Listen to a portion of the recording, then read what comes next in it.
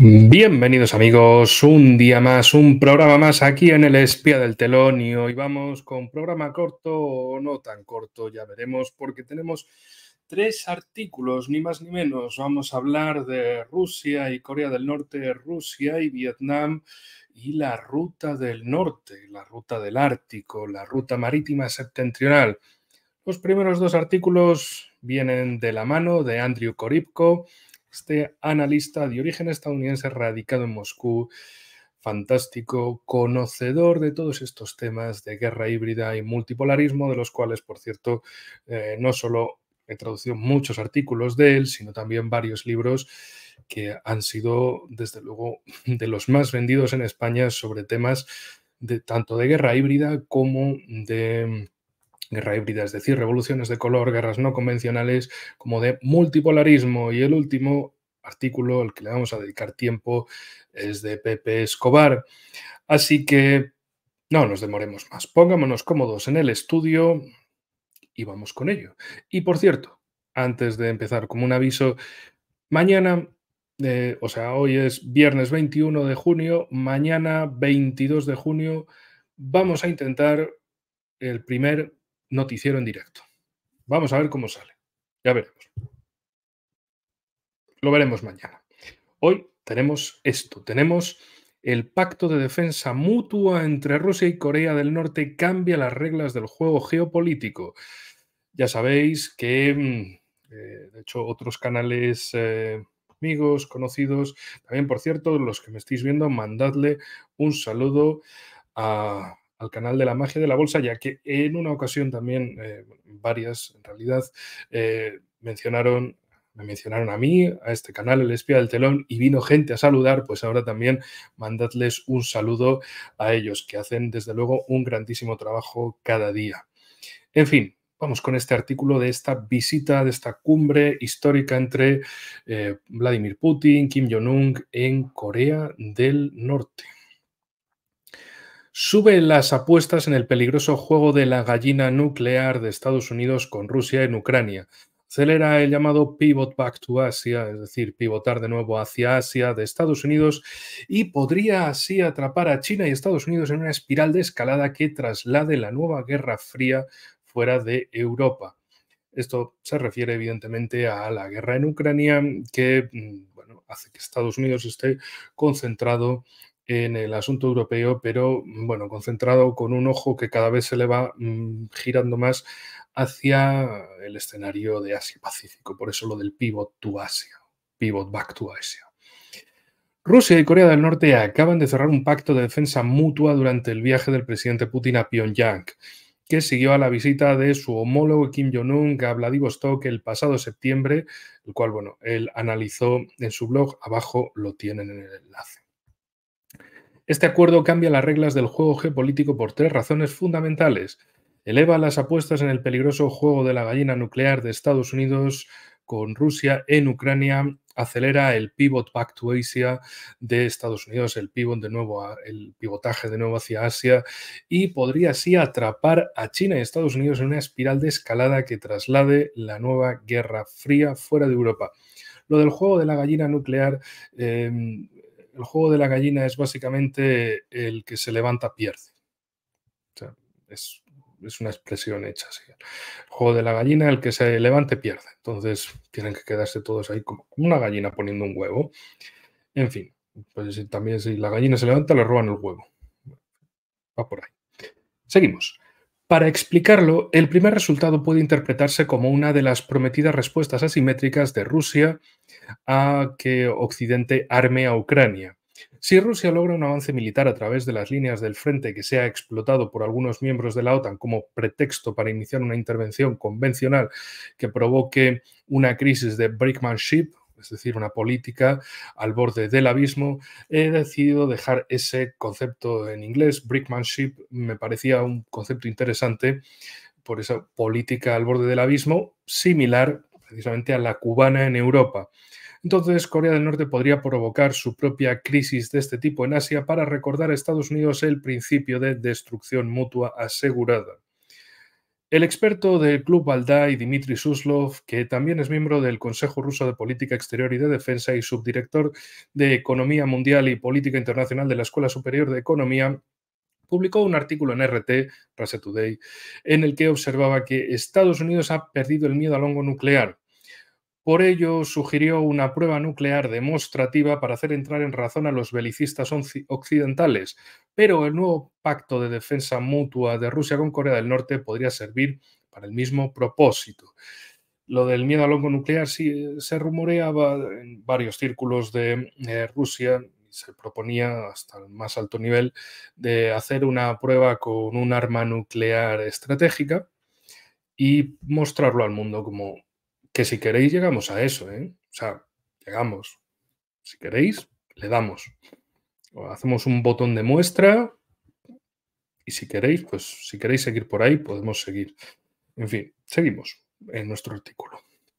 En la mentalidad occidental, Corea del Norte es sinónimo de miedo nuclear y Tercera Guerra Mundial, por lo que saber que podría escalar simétricamente en Asia y por solidaridad con Rusia, en respuesta a la escalada de Estados Unidos en Europa, ello podría hacer que los responsables políticos estadounidenses se lo pensaran dos veces, bueno, eso sí pueden pensar, antes de cruzar las líneas rojas de Rusia por el otro lado. Después de todo, ya sería bastante difícil manejar la escala de escalada en una crisis de tipo cubano, la del 62, por no hablar de dos exactamente al mismo tiempo en dos extremos opuestos de Eurasia. En cuanto al segundo punto sobre la aceleración del pivotaje hacia Asia de Estados Unidos, este proceso ya se está desarrollando, como demuestra la forma en que Estados Unidos está apretando el cerco de contención en torno a China en la primera cadena de islas a través de su recién formada Squad o Escuadrón con Australia, Filipinas y Japón. Aún así, Estados Unidos sigue aferrado a su fantasía política de infligir una derrota estratégica a Rusia, razón por la cual su presencia militar reforzada en Europa después de 2022 todavía no se ha reducido y reorientado hacia Asia. Si Rusia comienza a realizar simulacros regulares con Corea del Norte y transfiere equipos militares de alta tecnología a ese país, entonces Estados Unidos podría sentirse coaccionado para acelerar su pivotaje hacia Asia a toda costa, posiblemente de mantener su presión sobre Rusia en Europa. El brusco reequilibrio de la atención de Estados Unidos podría hacer que algunos de sus aliados de la OTAN reconsideraran intervenir de forma convencional en Ucrania, ya que Estados Unidos podría dejar de aprobarlo debido a la dificultad de gestionar las nuevas tensiones relacionadas con Corea del Norte. Y por último, cualquier avance tangible en la aceleración del pivotaje de nuevo hacia Asia de Estados Unidos reduciría la posibilidad de que este país y China normalizaran sus lazos a corto plazo, ya que podría catalizar un círculo de escalada autosostenida a medida que China respondiera a los movimientos de Estados Unidos y a continuación Estados Unidos respondiera a los de China y así sucesivamente. Estados Unidos no podría aceptar la reducción de su presencia militar en el noreste de Asia como parte de un gran compromiso especulativo con China debido a la amenaza cualitativamente mayor que representa una Corea del Norte apoyada por Rusia.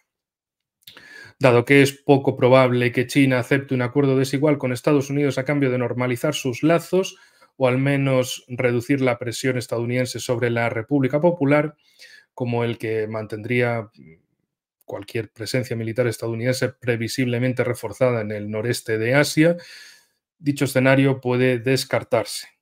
En tal caso, los lazos chino-estadounidenses podrían quedar atrapados fácilmente en el ciclo autosostenido de escalada mutua, con el resultado de que Asia sustituya rápidamente a Europa como escenario principal de la nueva Guerra Fría. En resumen, el pacto de defensa mutua entre Rusia y Corea del Norte cambia las reglas del juego geopolítico porque probablemente atrapará a China y Estados Unidos en una espiral de escalada, lo cual beneficia al Kremlin al crear las condiciones para aliviar la presión estadounidense sobre Europa.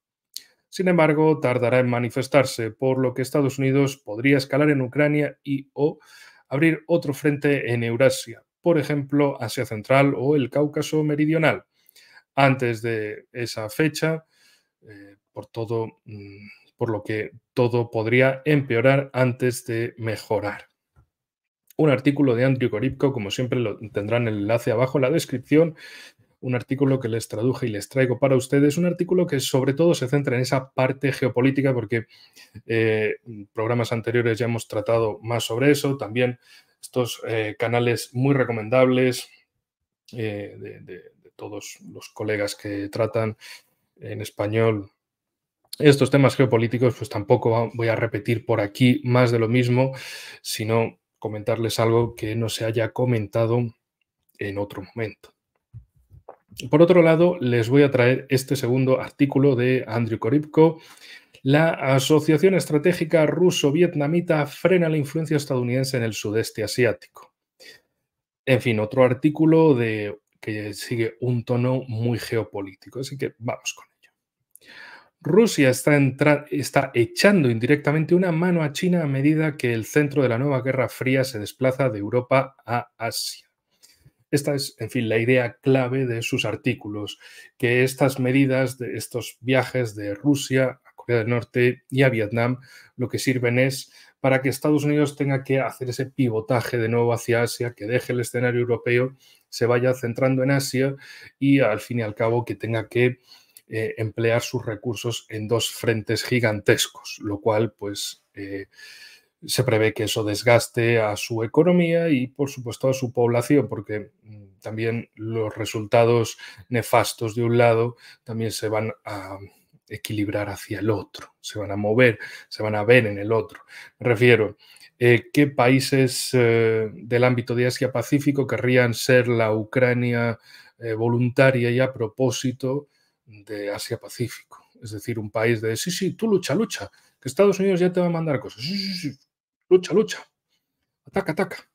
Pero a Estados Unidos vas a mandar tropas. No, no, yo te mando armas y dinero, pero tú mueres. Ve ahí, hala, palma, palma tú. Que mueran de los tuyos, no de los míos. En fin, yo creo que por eso precisamente, aunque hay una élite compradora, una élite vendida, compradora de ideas ajenas o de movimientos ajenos o vendida a esos intereses, a veces hay gente que prefiere utilizarlo de élite compradora o élite vendida, bueno, es lo mismo. En fin, pues a pesar de que haya esa élite, las poblaciones pues no, como que poco. En fin, las especulaciones de algunos sobre el futuro papel de Vietnam en la campaña regional de Estados Unidos para contener a China se disiparon a raíz de la visita del presidente Putin a ese país del sudeste asiático. El líder ruso y su homólogo Tolam rechazaron la política de creación de bloques político-militares selectivos en alusión al AUKUS Plus o la Escuadra, el famoso Squad que comentaba antes, que se refiere a la red emergente estadounidense similar a la OTAN que incluye a Australia, Japón y Filipinas y de manera informal a Taiwán. Se espera que Corea del Sur también se una pronto a ellos. ¿Por qué Korybko señala de manera informal a Taiwán? Porque en teoría no es un país. Estados Unidos no lo reconoce como país, pero actúa en la práctica como si lo fuera. De ahí la cuestión. O sea, reconoce que solo hay una China, sigue la política de la una sola China y que es la República Popular de China, la China continental, pero sigue actuando en la práctica con Taiwán. Es como, ¿es un fantasma? Pues ellos tratan con los fantasmas. Bueno, Biden tiene bastante experiencia con eso. El presidente Tolam también se comprometió a resolver pacíficamente las disputas regionales sin recurrir a la fuerza ni a las amenazas, con la insinuación de que Vietnam no será el primero en reavivar las tensiones con China por el mar del Este y mar del sur de China. Asimismo, él y el presidente Putin reafirmaron que no suscribiremos uniones o tratados con terceros países que perjudiquen la independencia, la soberanía o los lazos territoriales de unos con los otros, insinuando que así que la asociación sin límites de Rusia con China tiene de hecho algunos límites muy reales. Por tanto, era previsible que estos socios estratégicos desde hace décadas prometieran intensificar la cooperación en materia de defensa y seguridad y juntos lucharemos contra los retos nuevos y antiguos para la estabilidad internacional.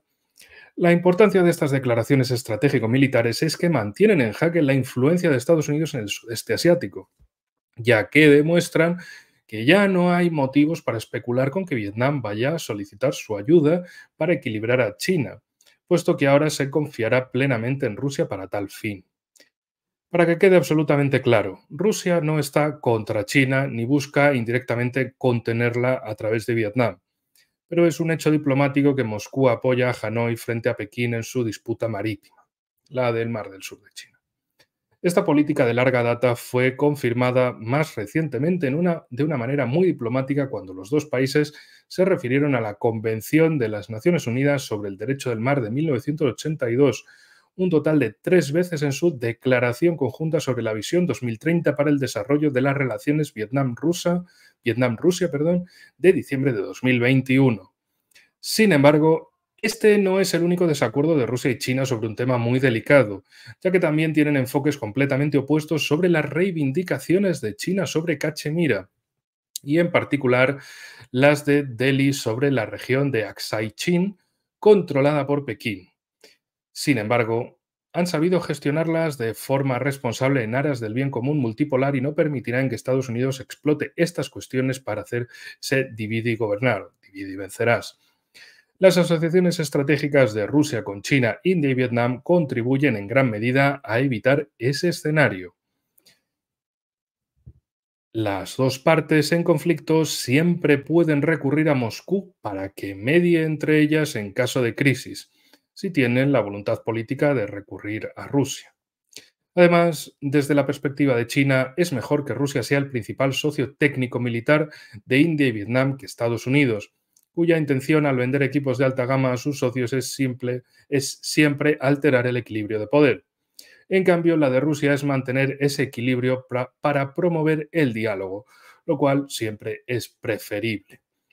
En cuanto a la disputa marítima chino-vietnamita durante el nadir del poder de Rusia tras la disolución de la Unión Soviética, siempre existió la posibilidad de que Estados Unidos sustituyera el papel de Moscú para Hanoi, pero la República Socialista conservó con orgullo su autonomía estratégica y evitó esa tentación. Sus dirigentes sabían que no debían depender de su enemigo en tiempos de guerra para su seguridad y temían con razón que caer bajo su influencia conduciría a la erosión gradual de su soberanía ganada con tanto esfuerzo.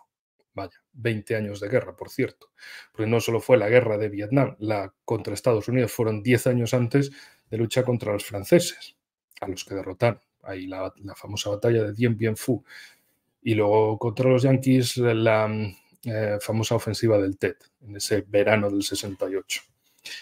El problema, sin embargo, fue que China se mostró más firme en sus reivindicaciones sobre el Mar del Este, Mar de la China Meridional, a partir de mediados de la década de 2010, aumentando así la percepción de amenaza de Vietnam. El comportamiento de Pekín se debió a su creencia de que Washington estaba a punto de hacer un movimiento importante allí como parte de su pivot to Asia, es decir, el pivotaje hacia Asia, al que debía adelantarse. Pero esto empeoró inadvertidamente las relaciones con Hanoi por razones obvias. Por aquel entonces se especulaba con la posibilidad de que Vietnam solicitara ayuda militar a Estados Unidos contra China. Rusia aún no había recuperado su fuerza perdida, pero estaba en camino de hacerlo, lo que se hizo evidente en el momento en que el presidente Putin visitó Vietnam en 2017 para asistir a la cumbre de la APEC, traduciendo esas siglas en inglés, bueno, es Asia-Pacific Economic Cooperation o Cooperación Económica Asia-Pacífico. Avancemos 4 años desde ese 2017 hasta el viaje del expresidente vietnamita Nguyen Xuan Phuc a Moscú, donde acordaron el mencionado Plan de Desarrollo de la Asociación 2030 y luego hasta el día de hoy, donde estos dos países celebraron su recién revigorizada asociación estratégica.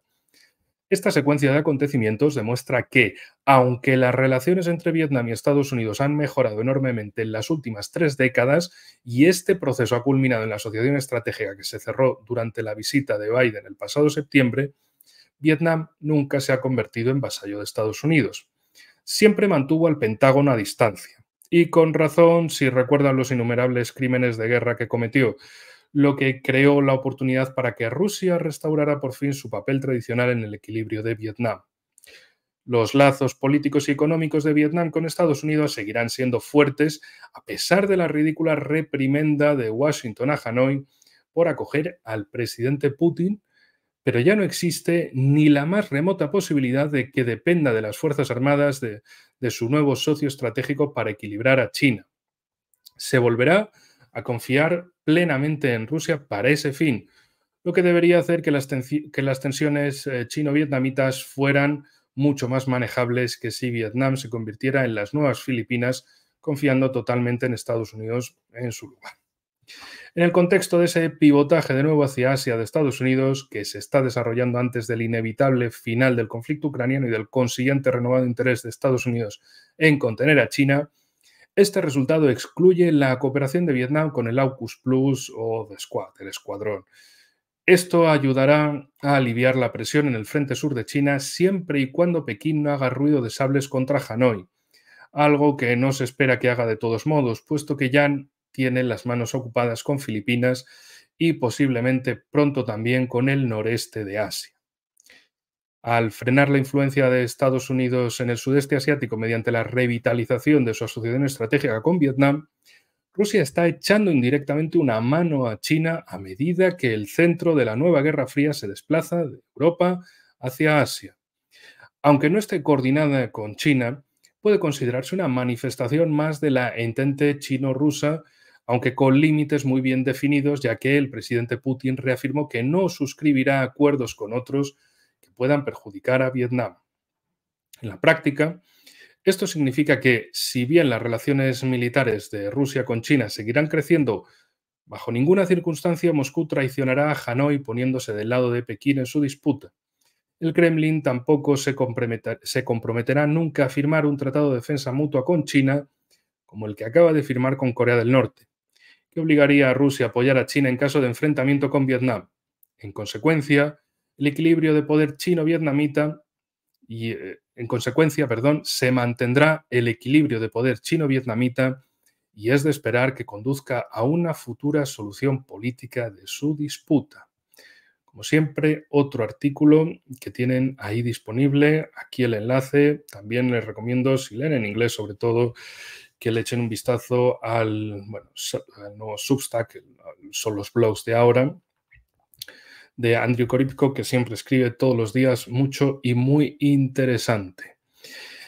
Y ahora vamos con el último de los artículos, precisamente el que lleva por portada este vídeo, este estilo. Necesitamos rompehielos y más asociaciones estratégicas. Un artículo de Pepe Escobar. De hecho, permítanme un momento, ya que hemos estado comentando mapas y demás, vamos a echarle un vistazo a los mapas. Hemos hablado precisamente de esta zona, de Vietnam, hemos hablado de Corea del Norte y ahora toca hablar de el norte. Así que, amigos, volvamos a ese artículo y vamos a irlo comentando, pero siempre ese mapa era necesario de tener en la cabeza. Hemos hablado de esos puntos importantísimos en Asia-Pacífico, Rusia, Corea del Norte, Vietnam, y ahora saltamos hasta arriba del todo, hasta la parte más septentrional, para hablar precisamente de eso, de la ruta marítima septentrional. Así que vamos con este artículo del genial Pepe Escobar. La contención estadounidense de la Asociación Estratégica Rusia-China ya se está deshaciendo en tiempo real. El Foro de San Petersburgo ofreció una cantidad de sesiones cruciales en las que se debatieron los corredores de conectividad. Uno de los más importantes fue el de la ruta marítima septentrional, RMS en adelante, o en terminología china, la ruta de la seda del Ártico, la principal alternativa de futuro al canal de Suez, por la conexión entre los puertos asiáticos y los puertos europeos. Con la presencia en la sala de los principales actores empresariales, por ejemplo, de Rosneft, Novatek y Norilsk Nickel, así como de gobernadores y ministros, el escenario estaba preparado para un amplio debate. Estas son empresas rusas que trabajan mucho en las zonas septentrionales de Rusia, donde precisamente hay, en el caso del yacimiento Yamal, desde Europa sigues hacia Rusia, llegas a Moscú, sigues hacia el este, llegas a los Urales. subes los Urales hasta el norte y justo ahí un poquito más hacia el este está los yacimientos gigantescos de Yamal, de la región de Yamal-o-Nienets, se llama así. Los Yamal son un pueblo, los Nienets son otro, y la región se llama región autónoma Yamal-o-Nienets. No, no llámalo de llámalo en español, de llama la llama, no empecemos con esos chistes, por favor, es Yamal de los dos pueblos, los Yamal y los Nieniets. En fin, no nos ocupemos mucho más con eso. Eso simplemente como dato importante de saber de qué estamos tratando, y precisamente de esa zona del yacimiento Yamal es de donde partiría el Power of Siberia 2, el poder de Siberia 2, para llevar la energía, el gas y el petróleo de Rusia a China a través de Mongolia. En fin, seguimos. El principal asesor de Putin, Igor Levitin, marcó la pauta. Para facilitar un transporte de contenedores sin fisuras, el gobierno federal necesita invertir en puertos marítimos y rompehielos. Se hizo una comparación, en términos de desafío tecnológico, con la construcción del ferrocarril transiberiano. Y Levitin también subrayó las infinitas posibilidades de expansión de los centros urbanos como Murmansk, Archangelsk y Vladivostok. Que, lo siento, tengo que volver al mapa. Tengan en cuenta, Murmansk está aquí, Archangelsk está aquí y Vladivostok está ahí. En fin, tenía que comentárselo, lo siento. Va a ser un vídeo corto, pero bueno, breve, pero no tanto. Y el caso del transiberiano, pues ya sabes, si no, un día le puedo dedicar un poco más al transiberiano, y que precisamente su inauguración fue el motivo por el cual Japón atacó a Rusia en 1904. Ahí lo dejo, por si alguno quiere comentar más. En los comentarios mismo, que eso siempre viene bien para posicionar el vídeo. Seguimos. A ello hay que añadir que la ruta marítima septentrional conectará con otro corredor de conectividad transeuroasiático de rápido crecimiento, el Corredor Internacional de Transporte Norte-Sur, cuyos principales actores son los miembros del BRICS, Rusia, Irán e India.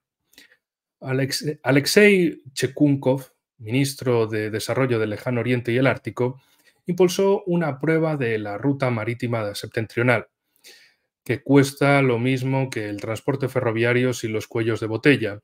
Elogió esa ruta marítima septentrional como un servicio y acuñó el lema definitivo: necesitamos rompehielos. Por supuesto, Rusia será el protagonista de todo el proyecto, el cual beneficiará a 2,5 millones de personas que viven en el norte.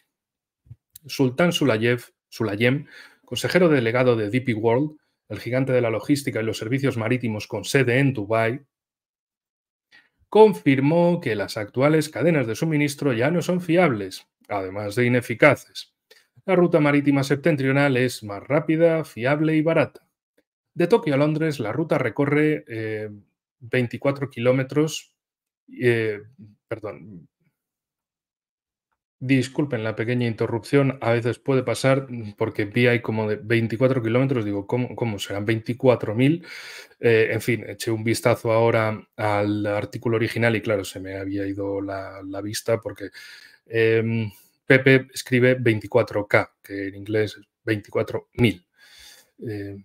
Cuando aparece una K de esas es 24.000, pero como justo después estaba kilómetros, pues esa K me la comí por completo. Luego cambiaré aquí la traducción y pondré que efectivamente de Tokio a Londres la ruta recorre 24.000 kilómetros, pero a través de la ruta marítima septentrional solo 13.000 kilómetros. En fin, como fe de ratas a veces pasa. Sulayem es categórico. La ruta marítima septentrional cambia las reglas del juego y debe ponerse ya en marcha. Vladimir Panov, representante especial para el Ártico de Rosatom, la agencia rusa de la energía atómica, confirmó que el Ártico es un cofre del tesoro y la ruta marítima septentrional lo abrirá. Rosatom dispondrá de toda la infraestructura necesaria en unos 5 años. Atribuyó el ritmo rápido de los acontecimientos al diálogo estratégico de alto nivel entre Putin y Xi, completado con la creación de un grupo de trabajo Rusia-China. Andrei Chivis, gobernador de Murmansk, señaló que este puerto profundo, clave para la ruta marítima septentrional, el principal centro de los contenedores del Ártico, no se congela. Murmansk no se congela y Murmansk es la puerta de entrada y salida del Ártico ruso en relación con Europa. Reconoció la enormidad de los retos logísticos, pero al mismo tiempo que atraerá a muchos trabajadores cualificados teniendo en cuenta la alta calidad de vida de Murmansk, un laberinto de corredores interconectados. La construcción de la ruta marítima septentrional puede interpretarse como una versión acelerada en el siglo XXI de la construcción del ferrocarril transiberiano a finales del siglo XIX y principios del siglo XX.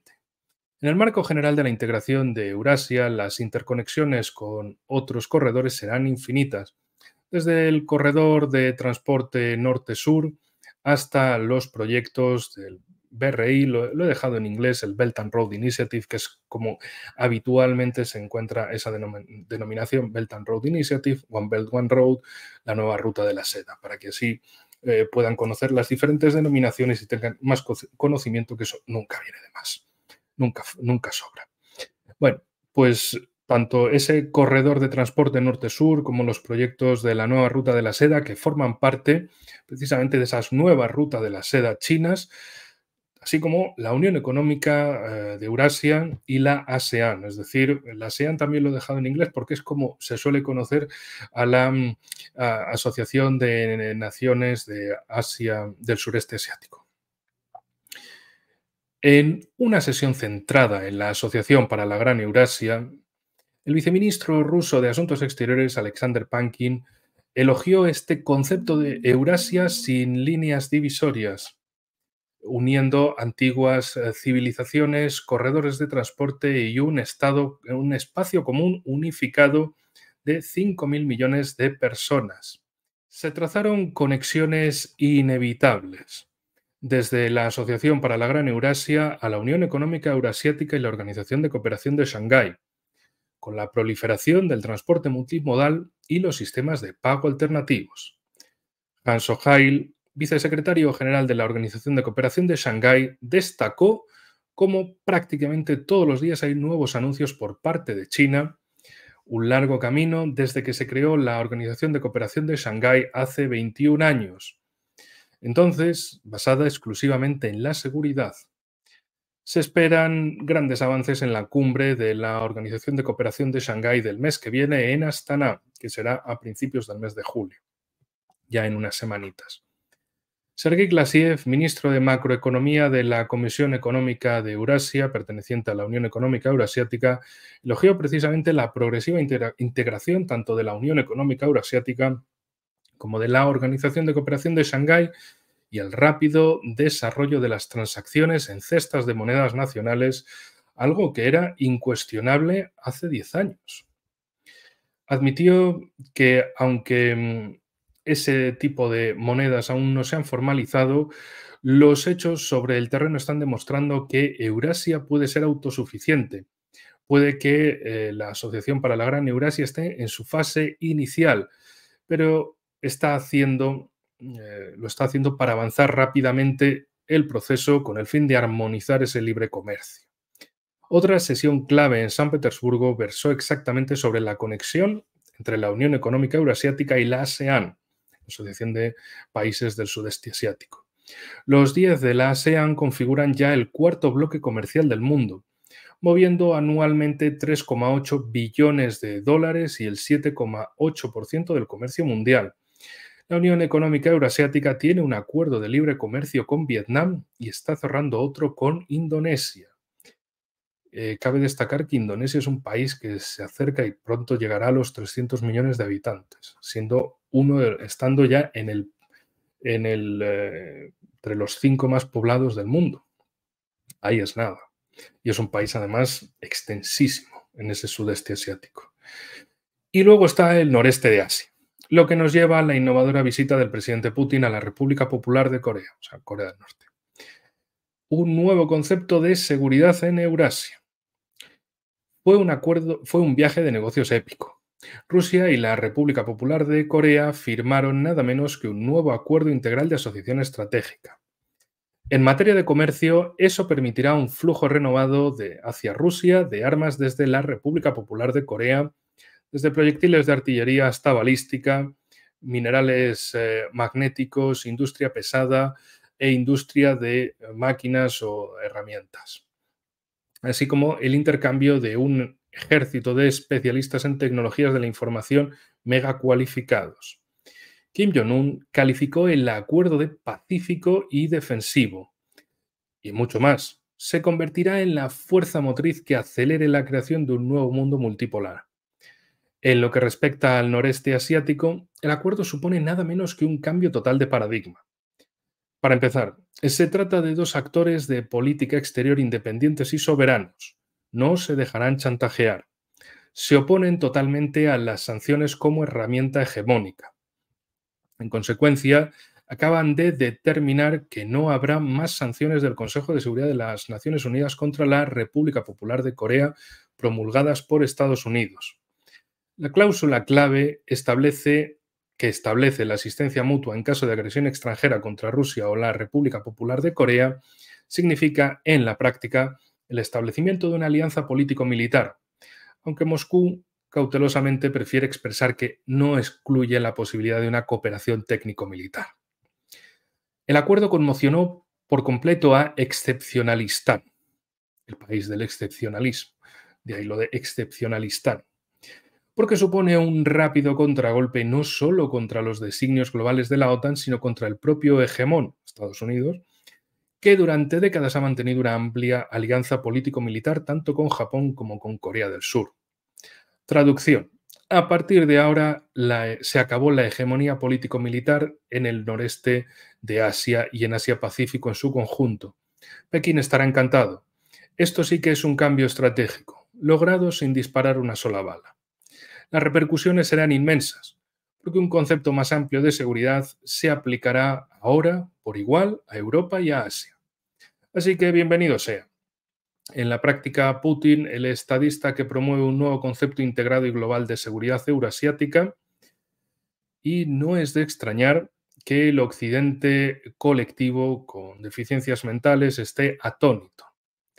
Gilbert Doctorow observó correctamente cómo Putin considera lo que la OTAN está a punto de hacer en sus fronteras occidentales como el acto mismo de agresión que desencadenará la asociación estratégica de Rusia con Corea del Norte y presentará a Estados Unidos una amenaza viva para sus bases militares en Corea, en Japón y en toda la región de Asia-Pacífico.